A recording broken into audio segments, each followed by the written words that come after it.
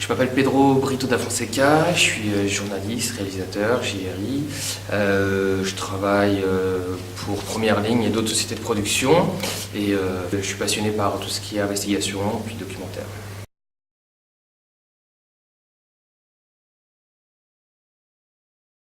Ce qui justifie ma présence au salon, en fait, c'est un film que j'ai réalisé sur les lanceurs d'alerte qui utilisaient Internet pour dénoncer des situations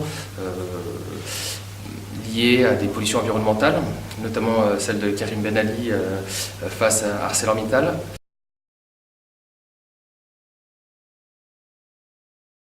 Ma relation à l'alerte, en fait, c'est via les problématiques environnementales. C'est comme ça que je suis arrivé à l'alerte. En fait. Au départ, j'étais parti pour raconter, essayer de comprendre c'était quoi la situation de Karim Ben Ali, comment est-ce qu'il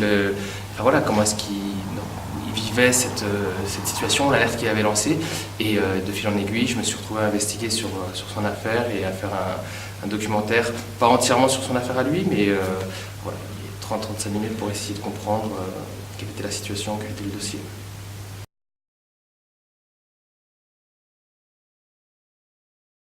La loi Sapin 2, je me posais la question tout à l'heure, c'est une loi qui est censée protéger les lanceurs d'alerte. La question c'est est-ce qu'elle a déjà protégé quelqu'un? Je m'interroge. Qu'est-ce qui peut être fait pour protéger les lanceurs d'alerte? Il y en a, c'est difficile, il y aurait un soutien psychologique peut-être déjà à leur apporter parce que j'ai l'impression qu'ils sont tous... la situation dans laquelle ils se retrouvent, lancer une alerte, en fin de compte, c'est quand même aller se fracasser contre un mur. Ça me donne cette impression-là, quoi. Il y a énormément de souffrance, beaucoup de difficultés, leur parole elle est dénigrée. Ils sont parfois ostracisés.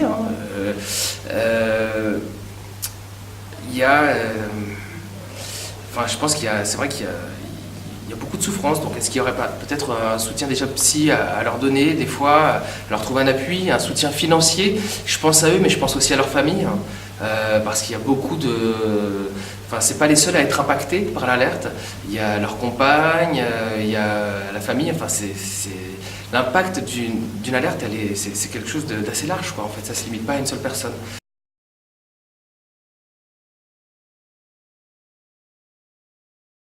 Nous, journalistes, quand on travaille sur des affaires, on va avoir des personnes qui vont nous apporter des informations. C'est une forme d'alerte. C'est une forme d'alerte.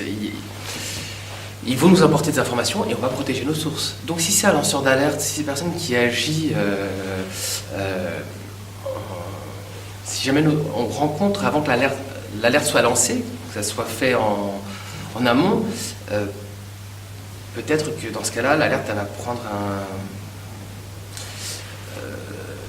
elle va passer par le biais du journaliste et que la personne sera plus protégée. La particularité avec Karim, c'est qu'il s'est lancé comme ça, il est devenu lanceur d'alerte un peu malgré lui et que, il s'est fracassé sur son alerte, quoi. Avec son alerte, il s'est fracassé parce qu'il y avait tout un tas de choses auxquelles il aurait dû faire attention, il le sait, de précaution. Et c'est quelque chose qui a été difficile pour lui. Et s'il était passé, si on s'était rencontré avant qu'il ait lancé l'alerte, ça serait probablement, ça serait évidemment passé autrement, mais je peux pas vous en dire plus, en fait je sais pas, c'est vraiment hypothétique.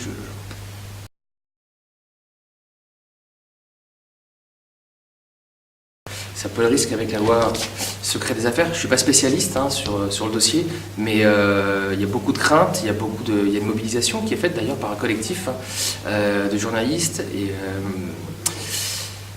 je pense qu'il faudra voir à moyen terme quelles seront les conséquences. Pour l'instant, on peut redouter les conséquences de cette loi. Pour l'instant, c'est à voir, je ne peux pas vous dire, je sais pas quoi. Mais est-ce que ça va se tarir? Je pense qu'il y aura toujours des moyens d'obtenir les informations, mais c'est sûr que ça va compliquer notre tâche dans notre travail d'investigation, et puis ça va freiner des envies de personnes qui ont envie de dénoncer, probablement, ça on peut imaginer.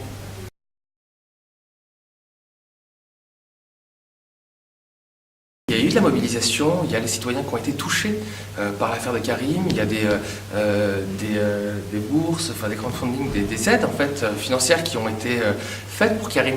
Mais il y a un enjeu dans cette solidarité, il y a un enjeu qui est le moyen et le long terme. Qu'est-ce qui se passe à moyen et long terme? Sur le court terme, tout le monde, ok, il y a une réaction, et là il y a un soutien qui est important, et qui vient en soutien donc aux lanceurs d'alerte, mais qu'est-ce qui se passe au bout de 6 mois? Qu'est-ce qui se passe au bout d'un an? Ce sont des affaires qui durent des années, qui durent très longtemps, et comment est-ce qu'on peut réussir à les soutenir sur la durée?